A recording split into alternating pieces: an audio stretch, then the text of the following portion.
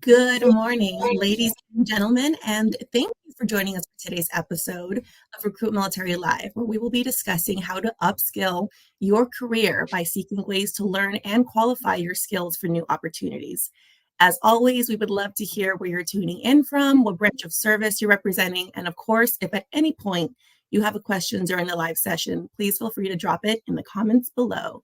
My name is Gabby Petticrew, and as always, I am joined by my amazing co-host, Raul Torres. How's it going your way, Raul? Hey, good. It's warming up a little here in Dallas, but I'm great.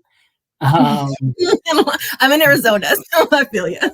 Yeah, I have no room to talk with Arizona over there. But hey, today is going to be a very exciting one.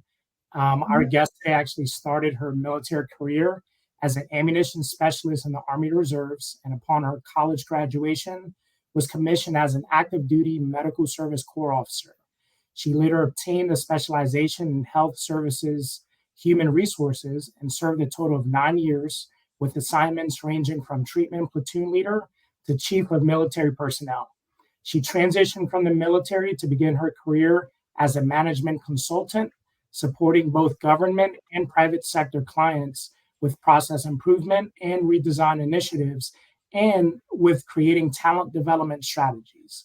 She currently serves as the Director of Learning and Development at CareFirst, designing strategies to optimize organizational effectiveness and performance. Ladies and gentlemen, please join us in welcoming Mia Odulana. Welcome, Mia. Hi, good morning, everyone, or good afternoon now. Exactly. How's it going, Mia? Pretty good. No complaints today. Fantastic. Well, thank you so much for joining us today. We're extremely excited to talk to you about today's episode because, as we mentioned when we were first meeting and discussing the topic, we talk a lot about the transition space and how to prepare, beforehand for that transition, for translating your skills. That's extremely crucial and important to the transition process. But once you are in that dream job, once you have that position, once you're in the groove, how do you keep that groove going? How do you keep that momentum going? So we're very excited to talk today about this. And thank you so much again for joining us. Of course. Thanks for having me. So first, we want to jump into kind of the mindset around transition. When we're talking about functional skills to general skills. So from your perspective, what's the difference between those two? I'm sorry, you cut out for a little bit. Functional as opposed to like general skills when it comes to translating those from your military experience. Gotcha. So that one was a tricky one for me, actually, because you have your assignment, you have your skill area, and all of your assignments are kind of focused in that area. So I'm like, I know military personnel. That's one thing I know. And that was the thing that I focused on. But really, I felt like I should have been focusing on just those general skills.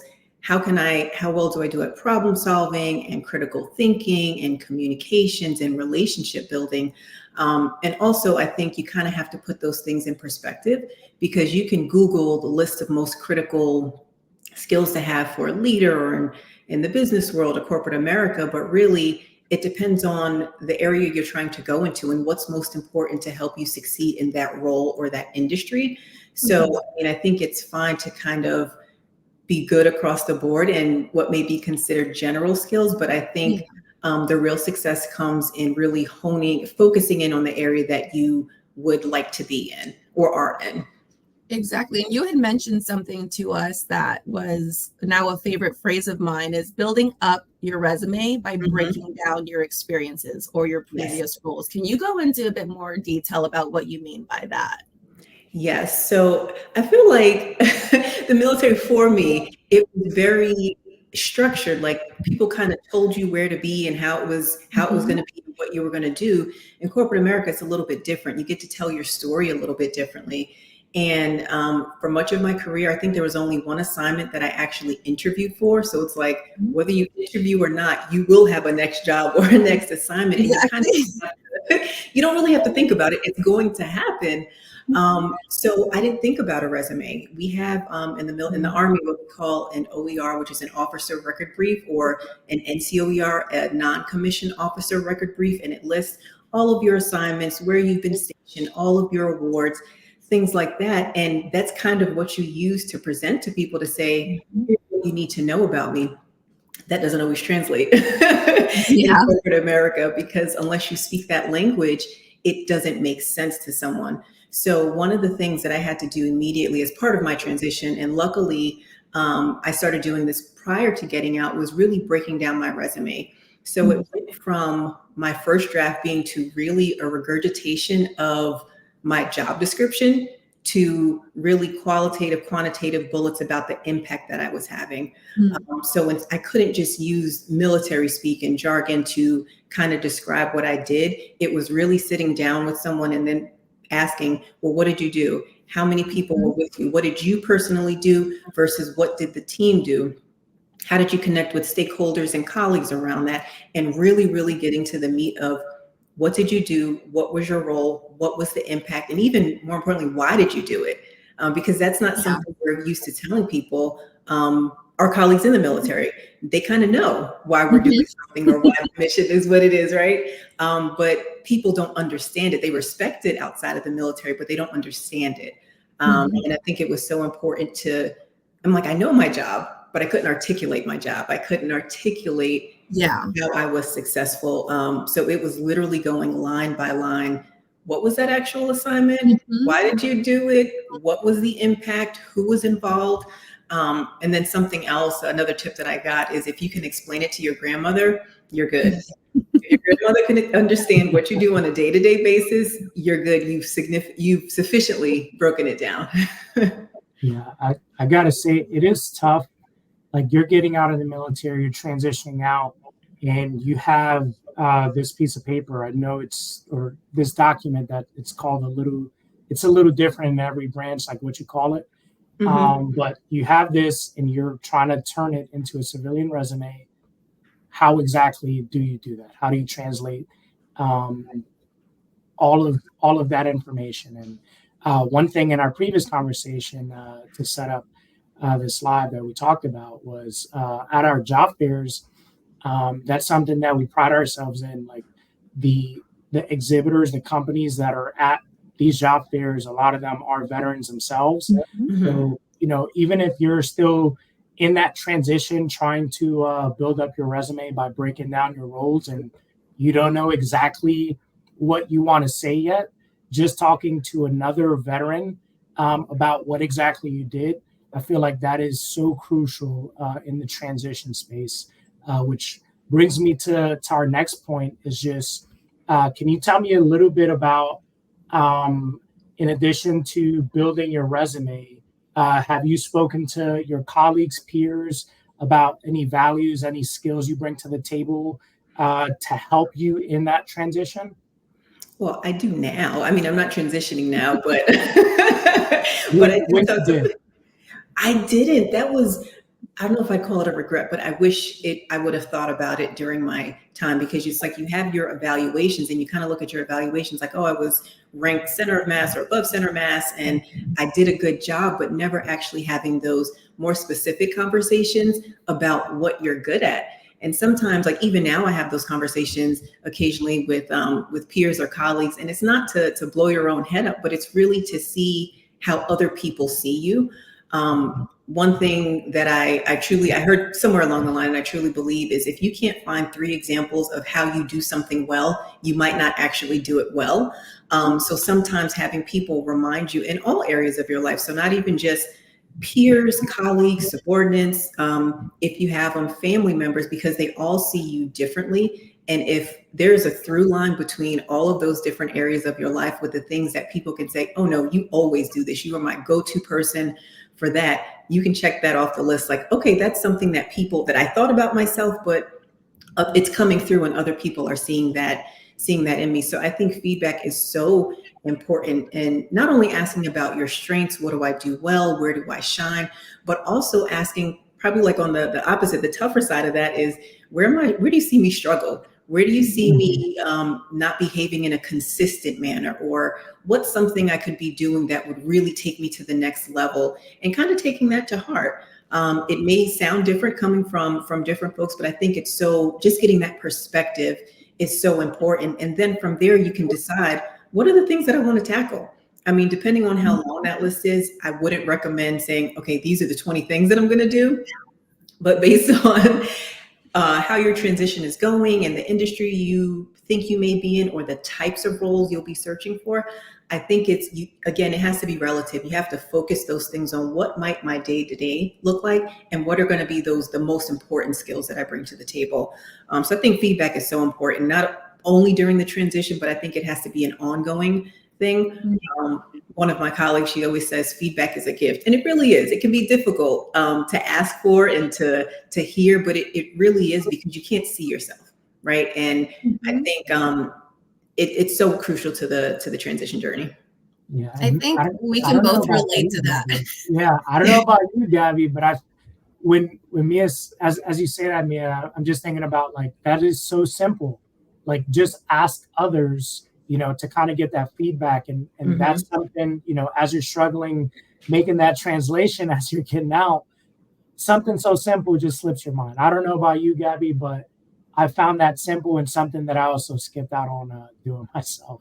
Yeah, no, that method is something, like you mentioned, Raul, very simple, but can be extremely effective. And as you were speaking, it reminded me of this very popular phrase. I know Raul knows it was very popular in the Marine Corps, as I'm sure it is probably amongst many other organizations, but it's knowing yourself and seeking self-improvement constantly, right? And by having these conversations with not just your fellow coworkers or previous coworkers, colleagues, family members, and friends, you're getting the perspective of so many people throughout different parts of your life. So they're able to see you in a multitude of capacities, whether that's, how you function at work, how you function in the day-to-day life, and what your strong suits are. And again, what maybe those weak points are that you can improve upon. And I think that type of knowledge, because I don't know about you guys, I've had an ongoing constant struggle since as long as I can remember with imposter syndrome. So things that I may be really good at, I convince myself that I'm like, oh, this is all just happening by accident. You're accidentally, like, it's a coincidence that went really well, So having other people there to not only, tell you, like, hey, these are some areas that I've noticed that maybe you could, like, work on a little bit more and strengthen, but also to just back you up and be like, no, you're amazing at this. Like, you're my go-to person for A, B, and C. And you're like, okay, so that kind of brings down, that anxiety, especially during the transition process where you're going from a completely familiar environment to, like, being thrown to the wolves, essentially, unless, you've worked in the civilian sector prior to joining the military. It definitely can be a very, very scary time. So this method of speaking to people that you know well and getting that insight about yourself that you may not even be aware of, I think is invaluable. Yeah, it can be, yes. I agree with everything you said. And sometimes it also helps to ask for specific examples of when they saw you do that thing, or how do you see this show up for me or in our interactions together, because that's building your story. Because most good interviews are going to ask you, tell me about a time when you fill in the blank, and it's like your family and your friends and your colleagues, they're helping you to build that story where you have a multitude of examples to share from. So not just saying, oh, people tell me I'm good. I can now give you, like, actual examples of how I'm consistent in these areas. So yeah, I think it's so important. I highly recommend it. It can be tough, but I highly recommend it. That's a good point that you make as well, because you've probably, depending on, how far up the ladder you've gone in your military experience and, how many individuals you're in charge of, all of that stuff, you maybe kind of forget of all of the dumpster fires that you've put out over the years. Speaking to an OIC, like an officer in charge of you, or a higher up staff NCO member, or even your junior Marines, you can be like, do you remember a time where stuff just hit the fan? And you're like, yeah, Staff Sergeant, remember when, like, this one dude came in and said that he lost, like, a $1 million piece of equipment? And you're like, okay, nobody panic. So I think that's another great point that you bring up about, not only your highs and your low points about yourself, but also, like, experiences that they've had with you where they've seen firsthand, that those character traits go into action. So thank you for bringing that up. Yeah, and that goes into our next point. Once you've landed that job, because we talk so much about the preparation for the interviews, for the job fairs, for the resumes, but once you're actually in that position and you found a great organization, what's a way that, as our CEO likes to say, Tim Best, what's a way that you can stay green and growing, keeping that momentum, that yearning for growing and knowledge and more experience? How can you keep that going? Oh my goodness, I think there are so many different ways, and I think to your point, it's like it's been such a journey to get to the job, and you're like, okay, I didn't know where I was going to land. I'm here, and you take that sigh of relief, or you have that sigh of relief, but it's like you're just getting started. So I know for me, one-on-ones was one of the first things I did. Getting to CareFirst is like, who should I meet with? Who are the people that I'm supporting? Who am I interacting with on a regular basis? And setting up meet and greets, and then standing one-on-ones just to keep in contact with various colleagues, to hear what's happening in their world, learning what they're doing outside of just your role. So I think that's one way. Joining employee resource groups. I know a lot of companies have those where employees from, a diverse group of employees can come together around a particular interest, and they learn and grow together there. I would say volunteer opportunities. That's one thing that CareFirst is personally big on. And I've gotten an opportunity to do skilled volunteer work. So there's service-based where you're, maybe picking up trash or helping out with a garden or packing food, but also skill-based volunteer where you're able to interact with folks within the industry that you're in, or that are also in the community or communities that you serve. And you're able to kind of not only showcase your skills, but provide support and really test your skills, learning and growing more about that industry. One thing that is probably my least favorite thing, but so necessary, is maintaining contact with old colleagues and working. It's like, makes me cringe. Like, as an introvert, I'm like, oh God. Being at a function and mingling and small talk, not really my thing, but just reaching out, whether it's via LinkedIn or even just shooting an email like, hey, how's it going? Can we meet up for coffee, or can we meet up for lunch? What's new in your world? And just hearing about, even if it's not within your industry, hearing about what other people are doing, because this whole new world of corporate work is so different. You definitely want to learn within your own lane, but just learning how this space works, because I feel like sometimes you're so insulated in the military. Everyone speaks the same language. You're doing the same thing. You have some choices, but you don't have all the choices. And then, it's this big wide world. So definitely keeping in contact and setting up dates. If networking events are your thing, that too. If you're more of the extrovert, then that probably works. And then I would say active and continuous learning. So signing up for courses. I mean, I think that's just the beginning of it. Learning something that you wouldn't otherwise learn, but could be helpful to supporting how you carry out the work that you do day to day. And then incorporating that into your work. Because sometimes we go to conferences or we take the courses, and then we come back to our desk and it's like, oh, that was good to know. I have all these notes. Right. You don't actually do anything. So the active part of it is learning something new and then actually figuring out a way to incorporate it into how you work, so that it does become a new skill that you're building and developing. So those are some of the ways that have worked for me, but it's an ongoing process. It doesn't stop. There may be slower periods, but it doesn't stop. It should be continuous. Yeah. And I know you were talking about the corporate language. That just makes me think of like how many acronyms we had in the military, and then it kind of just doesn't stop. It's not as much in I guess corporate America, or it's the same acronym and it means something different, which was my experience in my first job.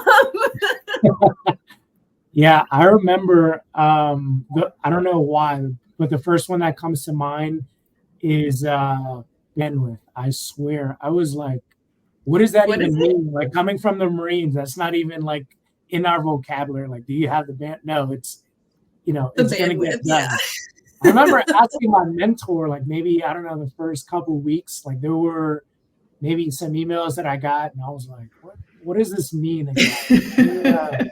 Let me reach out and ask, before I look silly on email. The acclimation is quite literally ongoing, because I was kind of in the same shoes. My first position out of the Marine Corps was back on Camp Lejeune, working at the energy division aboard Camp Lejeune.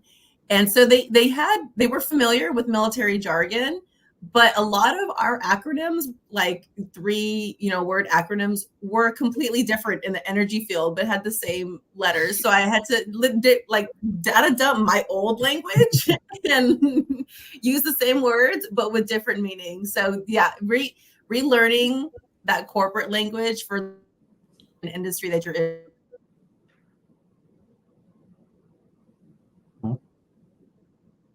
I don't know if it looks like Gabby's a little frozen, but I'll continue. Yeah. Are you still with us, Gabby? Am I there? Am I breakdancing? No. Oh, so just so you guys know, in Arizona, we've started monsoon season here. So if my internet's going a little crazy, it's because we have 115-degree weather with storms and rain. So it's either melting my Wi-Fi box or blowing the channels away. But no, one of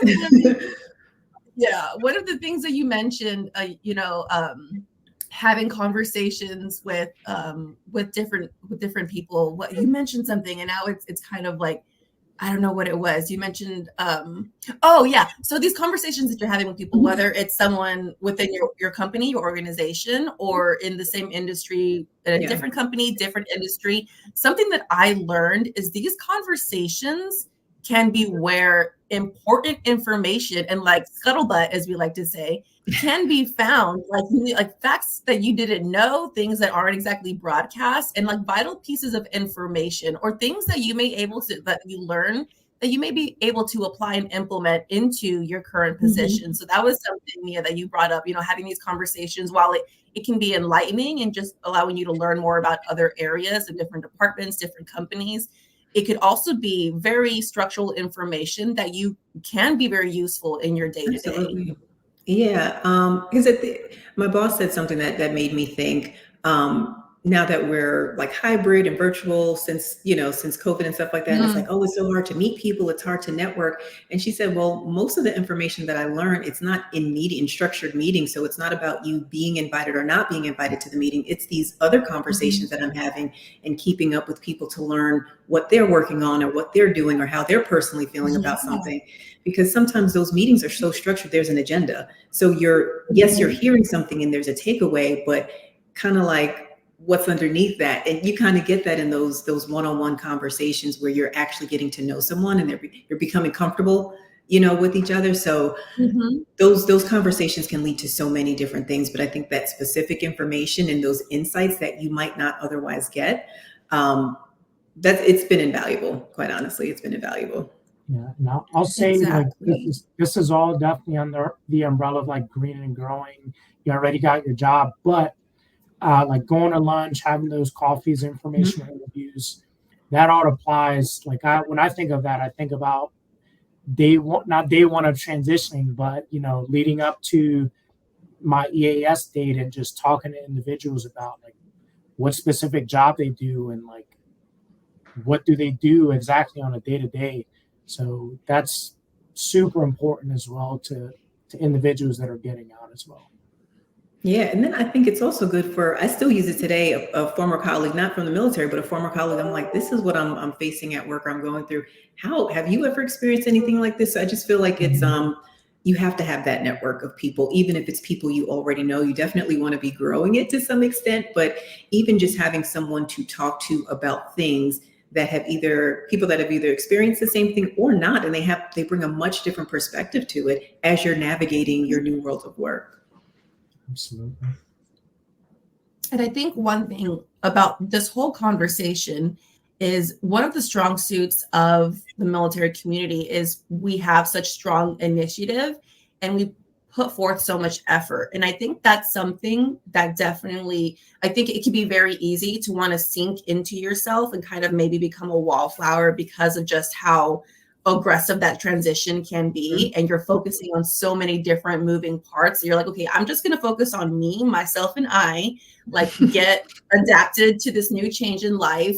And maybe, that, which of course, take your time to do that, to become comfortable, but don't lose that level of effort and initiative that you showcase so much in the military. I think that's what, makes you stand out so much above the crowd as everyday other candidates what makes you stand out, having that initiative, being that person who, like you mentioned, Mia, invites someone out for lunch or for a coffee, or initiates these conversations, initiates that network with someone new. Yeah. And I think I think you're in a unique position when you're a new hire at any company, regardless of what your background is. You have a different perspective. You're a fresh set of eyes. So you're not going to see we do this because we've always done it that way. You're going to probably see the inefficiencies and have questions. So that automatically makes you value add. But then, oh goodness, I just lost my train of thought. Being curious. I've done that yes. Because you don't know why things are happening the way they're happening, it opens up the door for you to be very curious and ask questions about why things happen the way they do. And have we considered this? One thing, and I obviously don't know every military veteran, but I felt like for me, it's like you can see the inefficiencies. Like you have a mission and you're like, okay, here's what we're going to do. Here are the parts that are missing from this plan because you're so used to here's the mission, here's the plan, here's how we're going to execute, and getting everyone on board, that you're able to pick out those things, especially in spaces where you don't understand. And I think that in and of itself generates conversations by, just being curious about any and everything. Because sometimes people, when you're in something, you don't see it anymore. Because that's just kind of the way it is. So I think that's, especially in starting a new position, that's one of the added benefits you bring, is being able to take initiative, put a plan together, and be curious, because it is a new world for you. I think that's such a great point, and it brought me right back to kind of my first couple of weeks here with RecruitMilitary, because so many people said that exact phrasing to me. It's like, oh, you're new, like you have a fresh eyes, a new perspective within, especially within the public affairs, like marketing and social media realm that I'm in. That's constantly changing. We're looking for new, fresh, ways to get our mission across, and different methods. So they're like, if there's any processes that you see that we're doing now, like that can be changed, or you're wondering why it's done this way and you think it should be done this way, or you see new exciting ideas to implement, whatever we're doing, you have, just like you mentioned, being that new hire, you bring so much value to the table just from having that fresh perspective, because once you're in it, after a couple months, you're on the right train, you're in with everyone else, you're bunched in, and you're all flowing down the same track. But when you're that new person, while it may feel odd and may feel, a little nerve-wracking, you do bring so much value to the table and having that fresh perspective. Yeah. I had that same experience. They were like, oh, you're fresh. You're still on like, you're still on terminal leave. This is great. You're speaking to our audience because you are our audience. Beautiful. So same experience here. Well, I know we're coming across the last couple of minutes of our live session. Mia, are there any other words of wisdom, ways to just wrap up all this quite literally amazing knowledge that you've been able to impart with us and for our audience? Are there any words of wisdom that you have for them, that just to wrap this all up? Probably easier said than done, but I would say don't be afraid to try something new. Like, transitioning is new because you've been in the military for some length of time, some longer than others, but don't be afraid to keep trying something new, because the idea that you have in your head when you leave, like, oh, this is what I want to do. It may be that you spend the next 10, 20 years of a career doing that thing, but you may learn other things. Hopefully you do learn other things along the way, other things that you're interested in. Don't be afraid if it doesn't look anything like what you thought it was going to look like. And don't be afraid to try new things like that. That's what I would say. Sometimes we get so stuck either on a title or a level, and we forget about the actual work that we like doing or that we're good at. And I think it sometimes keeps us, well, I know this, I know I've had success in this one area, so let me stick with this. Don't be afraid to try something new. No, that's a fantastic piece of information, because just that piece of advice in itself is it opens doors to so many other experiences. Because I know for me, the hesitation to branch into something new that I'm completely unfamiliar with can stop me in my tracks and keep me in my lane and keep me from branching out and learning new experience. So amazing piece of advice, Mia. Thank you again so much for joining us today. I learned so many amazing things, as I always do in our sessions. I'm sure Raul did as well. Same here. Thanks, Mia. Thank you so much for having me. I enjoyed chatting with you. Of course. Thank you so much for watching us and joining us today on today's episode of Recruit Military Live. And we will see you all next time. Have a good one. See ya.